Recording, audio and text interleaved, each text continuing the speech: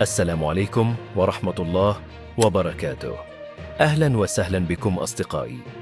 قبل أن نبدأ، لا تنسوا الاشتراك في القناة وتفعيل زر الجرس ليصلكم كل جديد. وإذا أعجبكم الفيديو، اضغطوا على زر الإعجاب وشاركوا رأيكم في التعليقات. تشهد أشغال بناء الملعب الأولمبي في الرباط تقدماً ملحوظاً، حيث وصلت إلى مراحل متقدمة من الإنجاز وفقاً للمعايير الهندسية الحديثة التي تضمن الجودة والاستدامة. التطورات الحالية: تم الانتهاء من تشييد الهياكل الخرسانية الرئيسية، بما في ذلك المدرجات ومناطق الضيافة والمرافق الخاصة بالإعلاميين واللاعبين.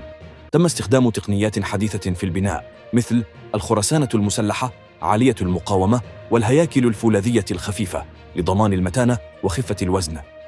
تصميم المدرجات يراعي توفير رؤية مثالية من جميع الزوايا، مع اعتماد ميلان مدروس لتقديم تجربة مشاهدة مريحة للجمهور. نظام الأرضية والعشب: يجري حالياً تجهيز الأرضية بنظام تصريف مياه متطور لمنع تراكم المياه أثناء المباريات وضمان أفضل جودة للعشب الطبيعي. تم استخدام تقنيات متقدمة في تهيئة أرضية الملعب لضمان سطح متجانس ومتوافق مع معايير الفيفا. يشمل الملعب مضماراً لألعاب القوى مصمماً وفقاً للمعايير الأولمبية، مع استخدام مواد تضمن مقاومة التآكل والاحتكاك.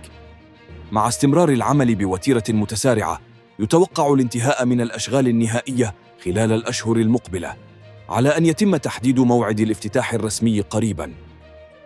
في الختام أصدقائي، إذا أعجبكم المحتوى، لا تنسوا دعمنا بالاشتراك في القناة وتفعيل زر الجرس ليصلكم كل جديد.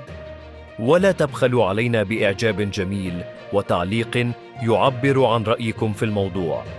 نراكم في الفيديو القادم.